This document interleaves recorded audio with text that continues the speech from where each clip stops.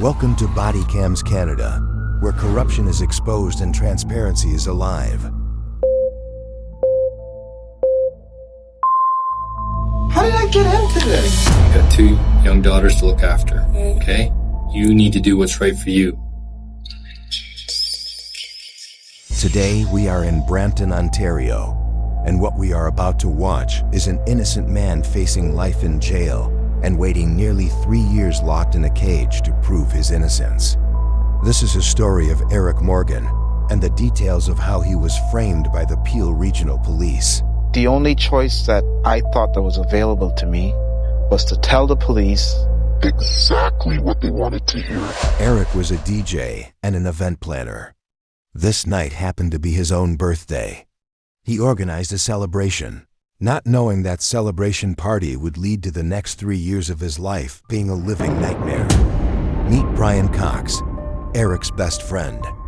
As you can see, he was present on the night of the celebration, and he's also one of the men who was interrogated by Peel Regional Police. Eric Morgan was and is my best friend.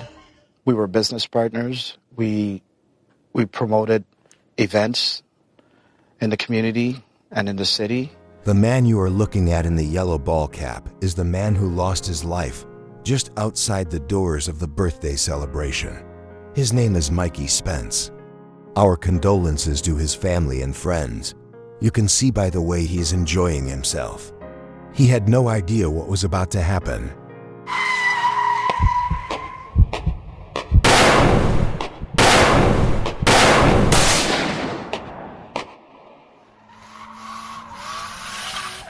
Originally, witnesses described the shooter as a dark-skinned man with a large build and a bald head.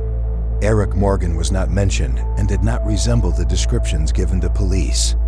6 arrests were made a few years later, and the men facing charges, allegedly, had gang ties. Not long after police started to realize they were lacking evidence for a conviction, so they turned their focus to Eric Morgan, and they were willing to do whatever it took to make the charges stick. A lady ran back into the club and said they're shooting outside.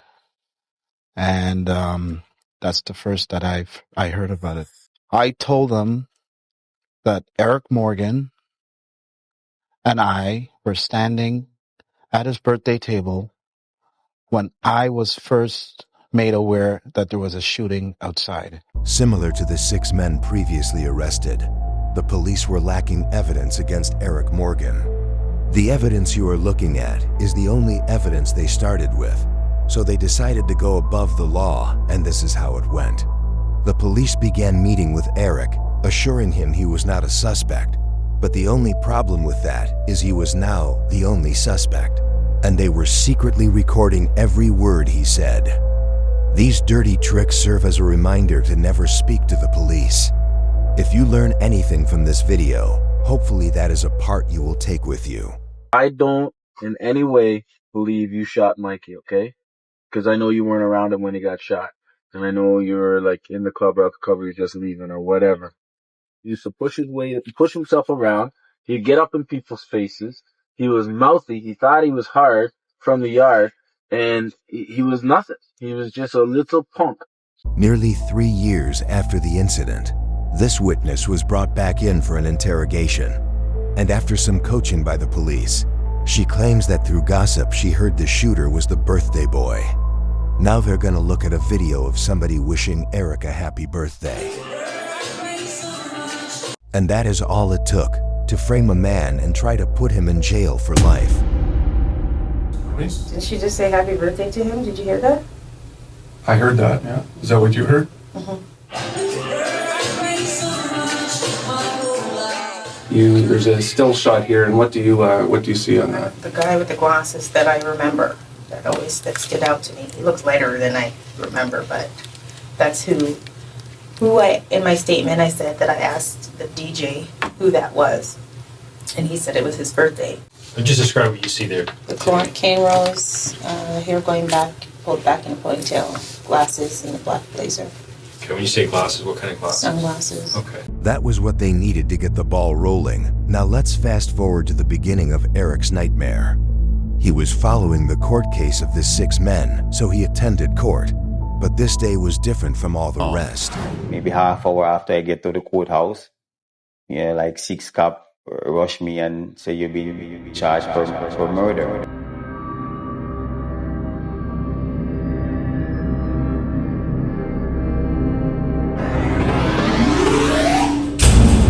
Eric was arrested, charged, and processed. His new home was now the Maplehurst Correctional Facility in Milton, Ontario. And that is exactly where homicide detectives knew they could find him. So they got their bag of tricks prepared and headed over to the jail. I figured the moment they go and talk to these people, they would realize that I'm telling the truth and, just release me and send me home. That was my thought. That was my intention. Unfortunately, that was not the intentions of the Peel Regional Police. They were about to introduce the Reed technique into this investigation. The interviewing process, whether we deal with victims, suspects, or witnesses, is where we gather information and establish facts. This technique has been used by police for over 60 years. A technique is meant to teach police to spot liars. Feel free to pause the video and look over the 9 steps of the Reed technique. Did you ever see the drugs? No, I told you I didn't know they were there until they searched the house and found them. This technique teaches police to observe everything from your posture to your tone of voice. No. Not seriously. It also teaches police how to tire out suspects and break them down in many different ways until they confess. Eric Morgan is a walking, talking example of exactly why this technique does not work and can be dangerous when it comes to true justice. Where's that wallet and that money right now? It's at home. It's at home. Eric went by the street name Action, and that is what this witness knew him by. This is her original interrogation. Oh, Action. Do you know that name? Yeah, I know Action, but it's not Action. I know that. Sorry, you know Action, but who's not Action? The guy that did it. The guy that did it's not Action. Yeah. I know who Action is. Okay. Approximately 1 year later, she was brought in again, and she still said she is unfamiliar with the men involved in the incident. Detectives kept her there for over 5.5 hours.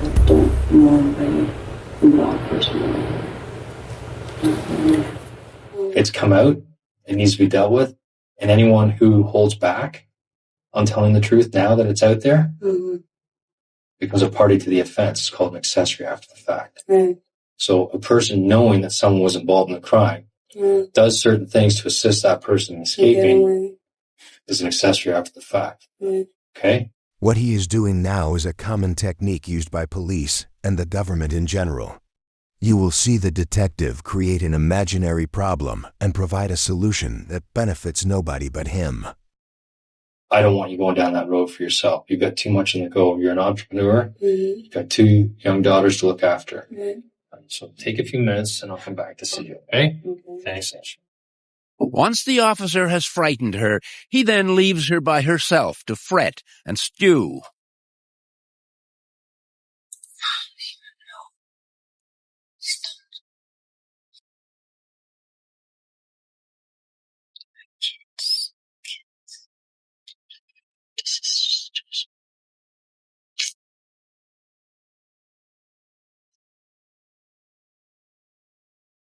Now the detective has her right where he wants her.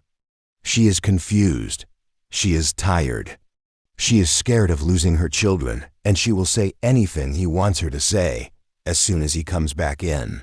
The person with the sunglasses that was outside involved in the shooting is... Action? Action? Okay. Thank you for sharing that with me.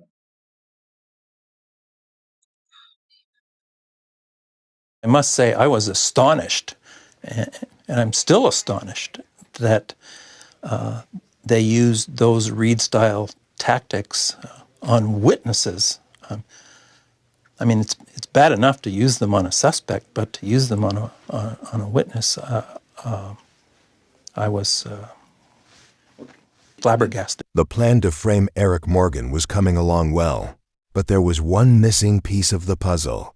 And that was Brian Cox. The police tricked him into having a casual conversation over coffee, but ended up taking him to the station where he will also experience the Reed technique. And we were wrapping up the cake. I was eating some cake and some people were taking cake. And then a lady ran back in and said, there's a shooting outside. And people just started, people started running out. Let me ask you this. Yeah. Are you 100% sure that Action was sitting with you? I am absolutely 100% positive.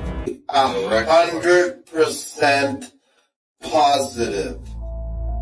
That he was sitting with you when? We weren't sitting. We were standing at the table. So we were packing up the remnants of the cake. I was eating cake, I remember specifically. Because how I remember this is the first time I heard about the shooting. It's like a JFK moment. It's like a 911 moment. Where were you when you first heard about that? Anything that happened after that is open to, chaos. But everybody remembers that JFK moment, that 911 moment, that Paul Henderson moment. Where were you when Paul Henderson scored that goal for Canada?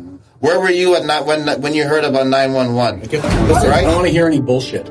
Just tell me what your intentions are. Listen to me. What are your intentions? Listen to me. I've been listening to you for 5 hours. How did I get into this? I think that's something you're going to have to... I just went to a party. I know that's something... Somebody was killed. That's and here I something am. you're going to have to ask yourself somewhere down the road. But it's... I'm guessing this is not a new step added to the Reed technique. I personally think this was whatever God you believe in, speaking directly to the detectives. Is this an earthquake? The building's shaking. Yeah. Just stay there for a second. Don't leave me in here, man. After about the third hour, and I was still there answering questions, and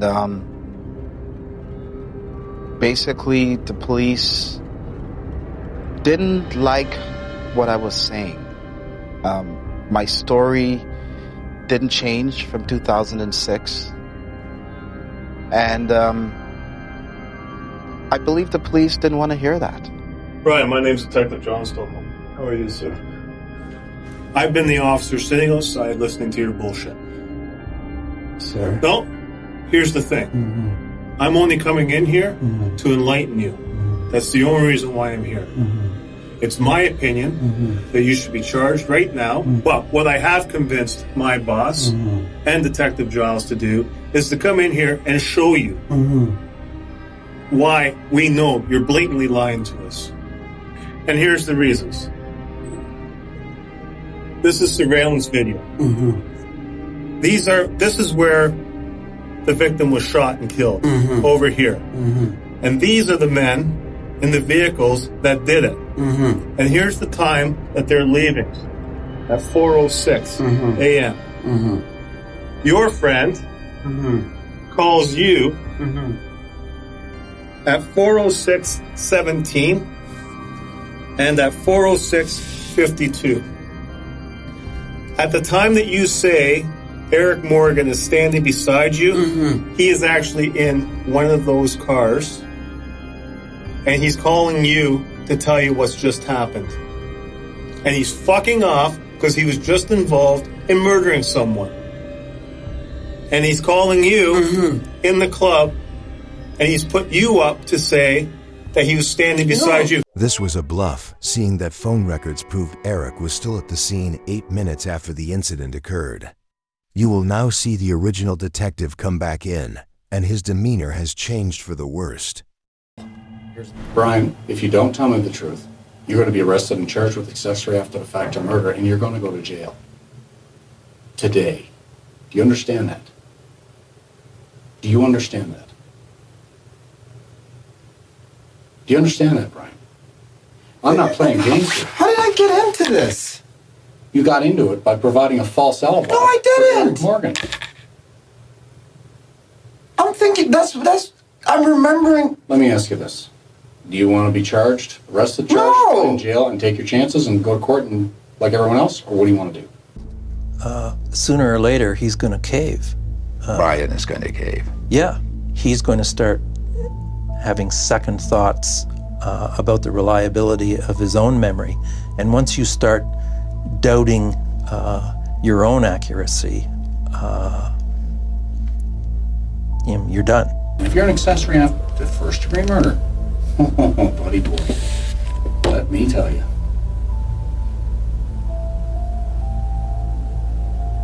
People hear that, you get kind of queasy, and the room starts to go a little dark. So, you know what? It's your call. This is unbelievable. You're using a psychological game. No, this is not psychological. This is common sense. No, you gotta get me to talk. No, because you're bullying me. No. This is, you're bullying. You are. Bully? You're bullying me down. You're a grown man. I'm a grown man. No, you're bullying me down. You're using your authority to bully me down. No, I'm using common sense. No. And finally, the common sense. No, is you're kicking in. you're bullying me down. Common sense is kicking in. No. You're going, wait a second. No. Run. So what I'm going to do is I'm going to back. Common sense tells me I've never killed somebody, but if somebody kills somebody, they're not going to be on the phone 15 seconds later calling somebody up. Oh yeah, they will be. If they were getting shot at, or they perceived that they were getting shot at. Oh, Where do you see this? Oh. Who the hell's gonna kill somebody and then have the wherewithal to now call somebody on the phone? Yeah, happens all the time. You're gonna tell that to a judge? The other people did it too. I'm not the only one that saw Eric Morgan in that club. Everybody else that you've interviewed placed him in the club. I can say with complete honesty that you're the only person that we've interviewed so far that says Eric was standing beside me. You're the only person that has stuck with what Eric hopes 6 people were going to say. I was concerned that an innocent man might have been convicted of a murder he didn't commit. What I was left with was all these damaged potential witnesses for the defense. The evidence was full of lies, and the Crown Attorney knew that. Eric Morgan has now been in custody for approximately 4 years, and the Crown offers him a deal that many people would take. Plead guilty to manslaughter and you go home today. This reminds me of a case very similar. A young man named Kalief Browder was in Rikers Island facing charges. He was also innocent of. He was being attacked daily by other inmates, as well as guards, and after years of this abuse, he was offered an opportunity to plead guilty and go home that day. He refused to plead guilty to something he knew in his heart he was innocent of. He stayed in jail until he was cleared of all charges, but the experience was too much on him, and he ended up taking his own life. Let's see what Eric Morgan chose to do in this situation. You are asking me to say that I am a murderer, that I helped to kill Mikey. What would you do if you were in the same situation as Eric Morgan? Leave a comment. I decide, they get have to give me life sentence if they find me guilty, but I'm not taking this deal. I didn't commit this crime, so I'm not going to plead guilty to murder. Although I know I walk out today, right away. No, I'm not going to plead guilty to a murder what I didn't commit. I cannot plead guilty, not even to a 1-day sentence. I will put my trust in God. Ultimately, if the Crown didn't have Elaine Morrison being sure of her evidence, then the Crown's case was weakened to a point where it had no chance of being successful. The lead prosecutor was blindly loyal to the police. I would have thought that many experienced senior prosecutors would have taken a look at the evidence in this case and the way the police misconduct played into it, and had a very difficult decision as to whether or not to try it. He chose to try it. Every bit of that evidence established that Eric Morgan was inside the tavern at the time of the shooting. They were dead in the water. They had no place to go. They didn't make this decision to be fair to Eric Morgan. They made this decision because they were going to look foolish.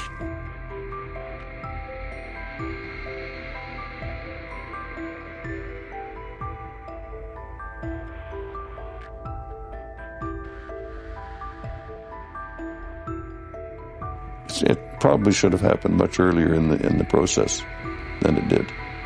Because it was so obvious. Because it was obvious, yes. It seemed to be at least an unusual situation. And in my view, unusual because it simply wasn't fair to them in light of what they actually had.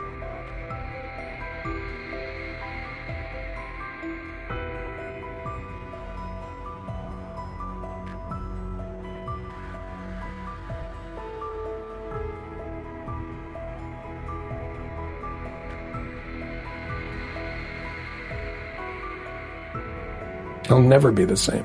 He's been destroyed. Justice prevailed. Not for Eric Morgan. This shouldn't have happened. What should have happened?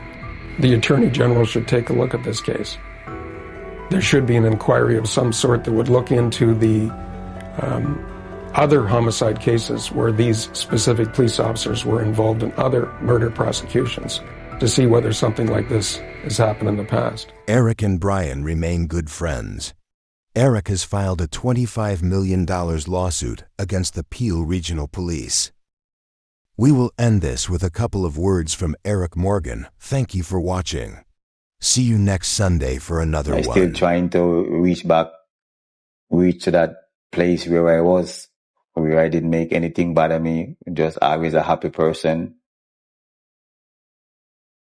Just hope I could get back there, very soon.